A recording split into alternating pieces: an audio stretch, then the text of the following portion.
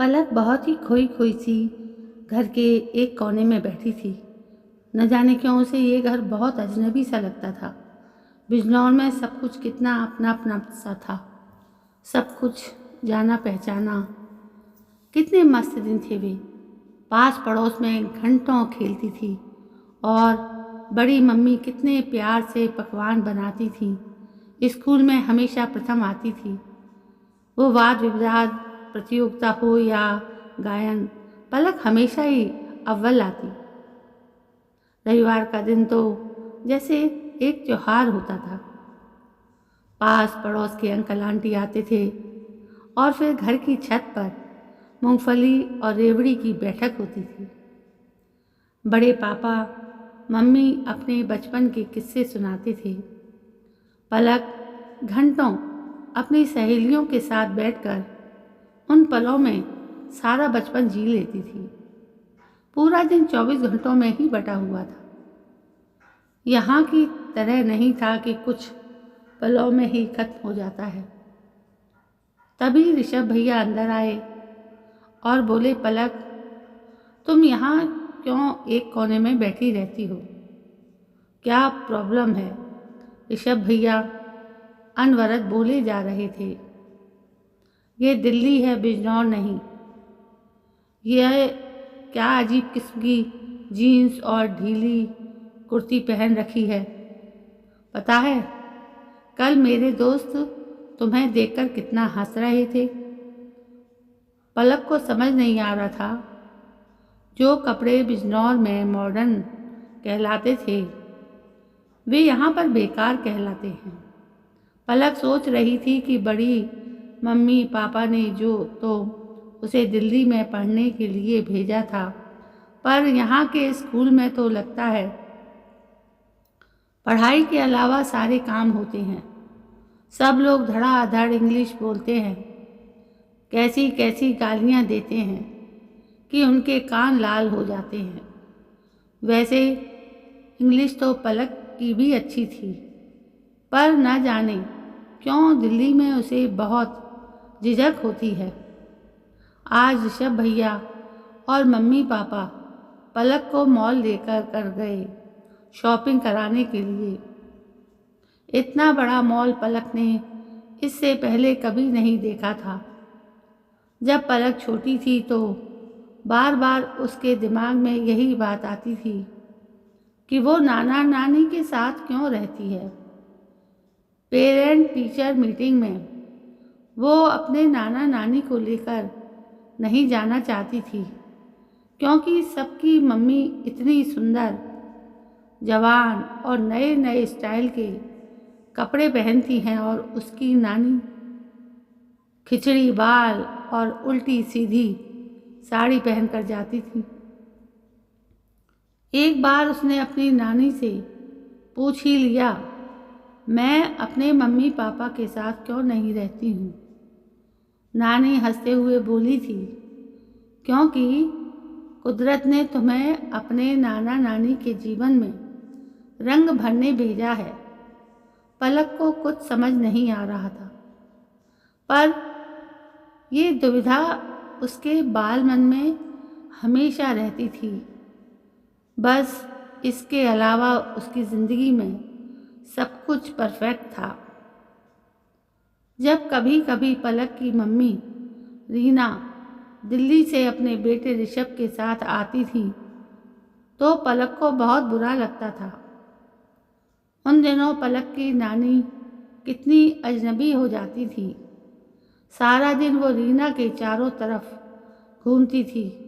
ऋषभ भैया उसे कितनी हे दृष्टि से देखते थे। पलक जब 11 साल की हुई तो उसके जन्मदिन पर उसकी मम्मी ने उसे पूरी कहानी बताई कि पलक की बेहतर देखभाल के लिए ही वो नाना नानी के पास रहती है और जल्दी ही पलक को वे लोग दिल्ली ले जाएंगे। कितनी खुश हुई थी पलक ये सुनकर कि जल्दी ही वो अपने मम्मी पापा के साथ चली जाएगी। उस बार जब छुट्टियों में रीना बिजनौर आई हुई थी तो पलक रीना को लेकर को अपने स्कूल पेरेंट टीचर मीटिंग में लेकर गई। दोस्तों को उसने बहुत शान से अपनी मम्मी से मिलवाया था। रीना बहुत खुश होकर पलक के साथ उसके स्कूल गई थी, क्योंकि अब वो अपनी बेटी को उसके बेहतर भविष्य के लिए दिल्ली लेकर जाना चाहती है। पलक का स्कूल देखकर रीना को धक्का लगा था, क्योंकि पलक का स्कूल छोटा और पुरानी तकनीक पर आधारित था। आते ही रीना अपनी माँ से बोली, मम्मी अब पलक को दिल्ली लेकर जाना ही होगा। इस छोटे शहर में पलक का ठीक से विकास नहीं हो पाएगा। इसके स्कूल में कुछ भी ठीक नहीं है। पलक की नानी रुआसी होकर बोली, रीना तुम भी तो इसी स्कूल में पढ़ी थी, और बेटा तुम तो पलक को इस दुनिया में लाना ही नहीं चाहती थी। वो तो जब मैंने सारी जिम्मेदारी उठाने की बात की थी तब तुम उसे जन्म देने के लिए तैयार हुई थी। रीना बेहद महत्वाकांक्षी युवती है। जब उसका बेटा ऋषभ 3 वर्ष का ही हुआ था तब पलक के आने की आहट रीना को मिली थी। ऋषभ की जिम्मेदारी, नौकरी और घर की भागदौड़ में रीना थक कर चूर हो जाती थी। ऐसे में एक नई जिम्मेदारी के लिए वो तैयार नहीं थी। वैसे भी उन्हें बस एक ही बच्चा चाहिए था। ऐसे में पलक के लिए उनकी ज़िंदगी में कोई जगह नहीं थी। दिल्ली में आसानी से गर्भपात नहीं हो सकता था, इसलिए रीना बिजनौर गर्भपात कराने आई थी। पर रीना के मम्मी पापा अपने अकेलेपन से ऊब चुके थे। बेटा विदेश में बस गया था। रीना को भी घर परिवार और नौकरी के कारण यहाँ आने की फुर्सत नहीं थी। इसलिए रीना के मम्मी पापा जानकी जी और कृष्णकांत जी को ऐसा लगा जैसे ये कुदरत की इच्छा हो और ये बच्चा उनके पास आना चाह रहा हो। कितनी मुश्किल से जानकी ने रीना को मनाया था। पूरे समय वे रीना के साथ बनी रहती थी ताकि उसे किसी बात की तकलीफ ना हो। पलक के जन्म के 2 माह बाद जानकी पलक को लेकर बिजनौर आ गई थी। रीना किसी भी कीमत पर पलक की जिम्मेदारी नहीं लेना चाहती थी, इसलिए उसने पलक को अपना दूध भी नहीं पिलाया था। माँ का दूध न मिलने के कारण पहले 2 साल तक पलक बेहद बीमार रही। जानकी और कृष्णकांत जी का एक पैर घर और दूसरा हॉस्पिटल में रहता। पास पड़ोस वाले कहते थे कि अब आराम के वक्त इस उम्र में ये क्या जंजाल मोल ले लिया है। पर जानकी की जिंदगी को एक मकसद मिल गया था। उनकी दुनिया भर की बीमारियां एकाएक गायब हो गई थी। सारा दिन कैसे बीत जाता था जानकी को पता भी नहीं लगता था। पलक के साथ जानकी ने बहुत मेहनत की। 4 वर्ष की होते होते पलक एकदम जापानी गुड़िया सी लगने लगी थी। अब जब भी छुट्टियों में रीना घर आती तो पलक की बाल सुलभ हरकतें और उसका भोलापन देखकर उसकी सोई हुई ममता जाग उठती थी। पर रीना किस मुंह से अपनी माँ से ये कहती, क्योंकि वो तो पलक को इस दुनिया में लाना ही नहीं चाहती थी और ना उसकी कोई जिम्मेदारी उठाना चाहती थी। इसलिए कितने कितने दिनों तक वो अपने मम्मी पापा के पास बिजनौर फ़ोन भी नहीं करती थी। धीरे धीरे समय बीतता गया और ऋषभ भी अब किशोरावस्था में पहुंच गया था। ऋषभ अब अपनी ही दुनिया में व्यस्त रहता। जब रीना ने अपने पति पराग से इस बात का जिक्र किया तो उसने भी रीना को झिड़क दिया था। तुम कितनी खुदगर्ज हो रीना, अब पलक बड़ी हो गई है और ऋषभ की तरफ से तुम फ्री हो तो तुम्हें पलक याद आने लगी है और तुम्हें यह एहसास होने लगा है कि तुम पलक की मम्मी हो। याद है तुम्हें जब वो 7 महीने की थी और बेहद बीमार थी, तुम्हारी मम्मी ने तुमसे आने के लिए कहा था, पर तुम ऑफिस के काम का हवाला देकर अमेरिका चली गई थी। हर वर्ष जब हम छुट्टियों में घूमने जाते थे तो मैं कितना कहता था कि पलक को भी साथ ले लेते हैं, पर तुम हमेशा कतराती थी क्योंकि तुम 2 बच्चों की जिम्मेदारी एक साथ नहीं उठा सकती थी। रीना चुपचाप बैठी रही और पलक को अपने घर लाने के लिए मंथन करती रही। समय बीतता गया और रीना का हर संभव कोशिश करती रही अपनी मम्मी को ये जताने की कि उनका पालन पोषण करने का तरीका पुराना है। वो ये जताना चाहती थी कि पलक की बेहतर परवरिश के लिए उसे दिल्ली भेज देना चाहिए। आज रीना को पलक के स्कूल जाने से यह मौका मिल भी गया। पलक 12 वर्ष की हो चुकी थी। रीना अपनी बेटी को अपने जैसा ही स्मार्ट बनाना चाहती थी। जब रीना की मम्मी ने अपनी बेटी की बात को अनसुना कर दिया तो रीना ने अपने पापा से बात की कि पलक की आगे की पढ़ाई के लिए उसे दिल्ली भेज देना चाहिए। कृष्णकांत जी एक व्यावहारिक किस्म के इंसान थे। दिल से ना चाहते हुए भी कृष्णकांत जी को पलक की भविष्य की खातिर रीना की बात माननी पड़ी। पलक को जब पता चला कि वो अपने मम्मी पापा के साथ दिल्ली जा रही है तो वो बेहद खुश थी, पर जब सारा सामान पैक हो गया तो पलक एकाएक रोने लगी कि वो किसी भी कीमत पर नाना नानी को छोड़कर नहीं जाना चाहती। उधर जानकी जी का हौसला एक बार फिर से खाली हो गया था, पर इस बार पंछी के उड़ने का दर्द अधिक था। कृष्णकांत जी जितना जानकी जी को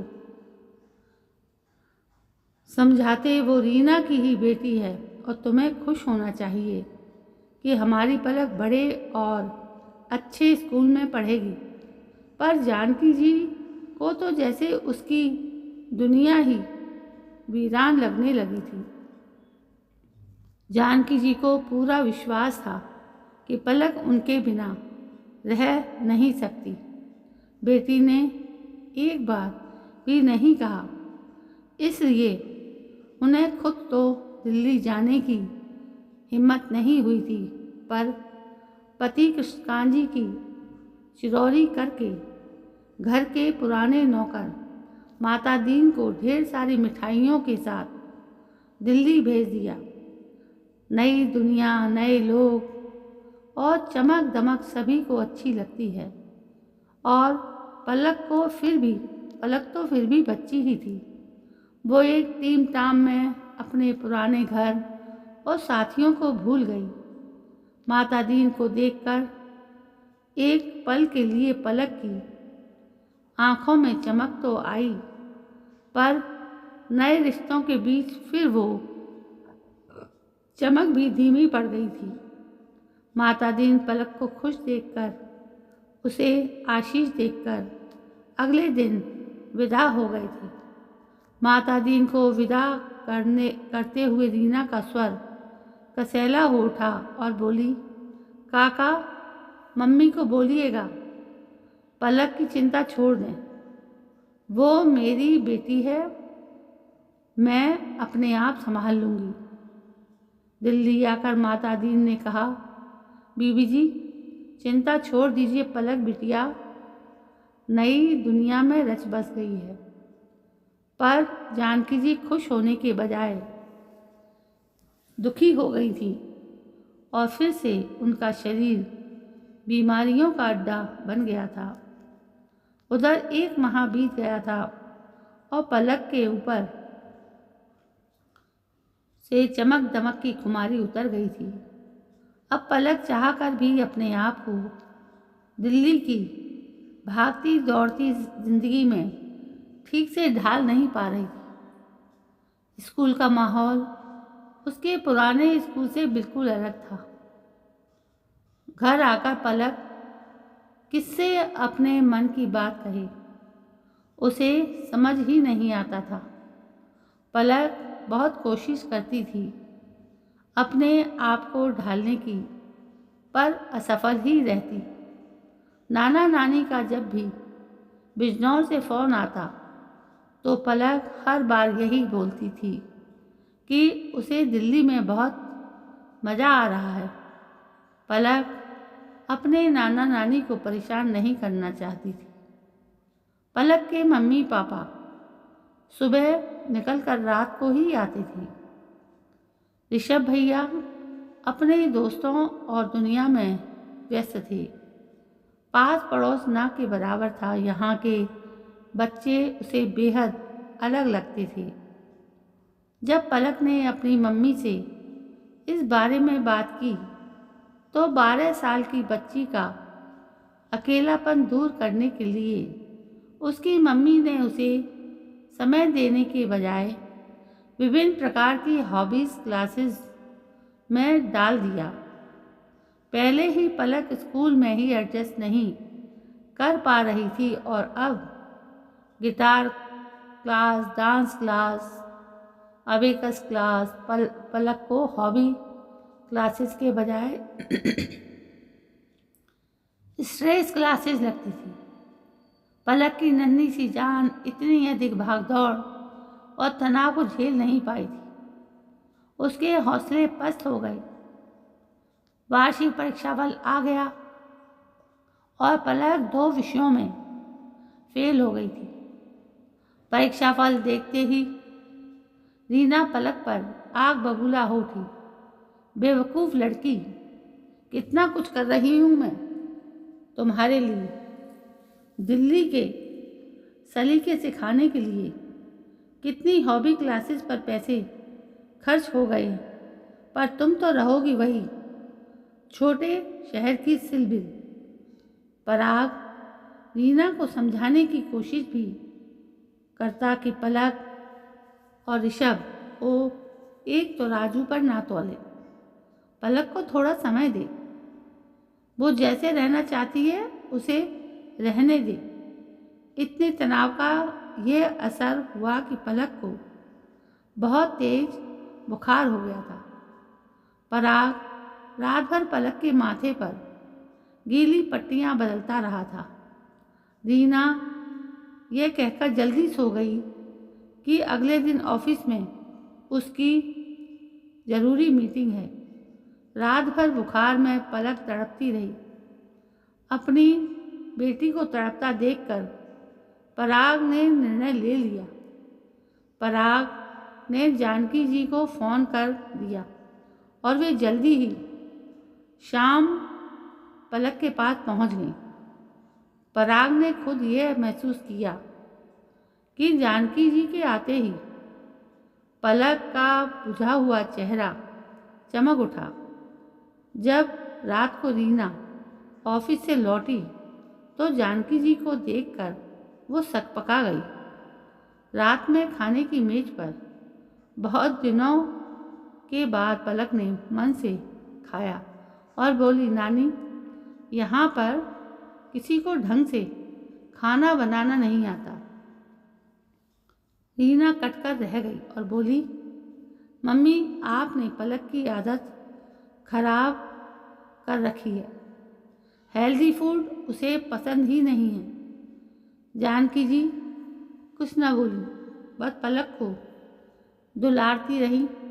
2 दिनों के अंदर ही पलक स्वस्थ होकर चिड़िया की तरह चहकने लगी। 1 हफ्ते बाद जब जानकी जी अपना सामान बांधने लगी तो पलक भी अपना बैग पैक करने लगी। जानकी जी बोली, पलक तुम कहाँ जा रही हो? पलक बोली, नानी मैं आपके बिना नहीं रह सकती, मुझे यहाँ नहीं पढ़ना। रीना चिल्लाने लगी, मम्मी इसलिए मैं नहीं चाहती थी कि आप यहाँ आओ, आपने उसे बिगाड़ दिया है। बिल्कुल भी प्रतिस्पर्धा नहीं है पलक में, बिल्कुल छुई मुई खिलौना बनाकर छोड़ दिया है। मेरी बेटी इस दुनिया में कभी कुछ कर भी पाएगी या नहीं? जानकी जी इससे पहले कुछ बोलती कि तभी पराग बोल उठा, खिलौना पलक को मम्मी जी ने बनाया है या तुमने? जब तुम्हारा मन था तुम पलक को बिजनौर छोड़ देती हो और जब मन करता है तब तुम सबकी अनदेखी करके पलक को दिल्ली लेकर आ जाती हो, बिना यह जाने कि इसमें पलक की मर्जी है या नहीं। रीना ने हल्का सा विरोध किया और बोली, माँ हूँ मैं उसकी। पराग बोला, हाँ तुम उसकी माँ हो और वो तुम्हारी बेटी है, मगर कोई चाबी वाला खिलौना नहीं है।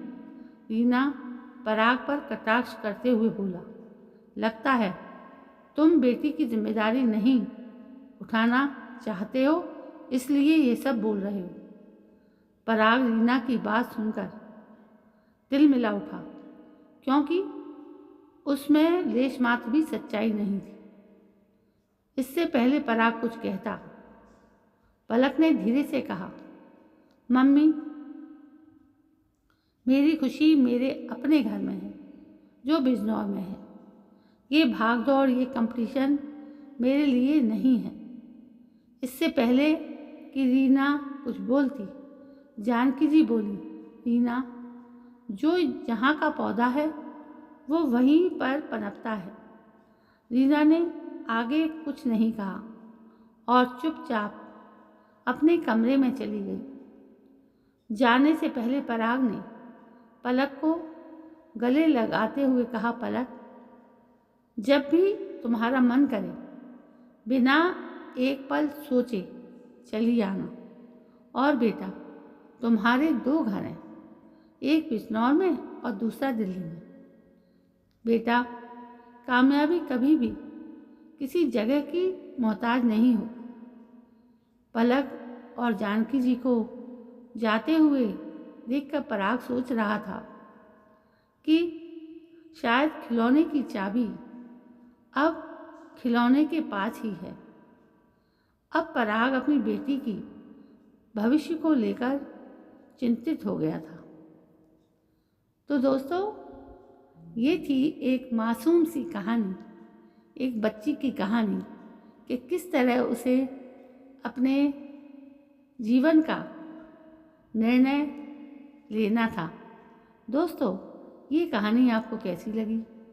यदि कहानी पसंद आई है तो प्लीज़ आप इस कहानी को शेयर करें, एक लाइक करें और कमेंट ज़रूर करें।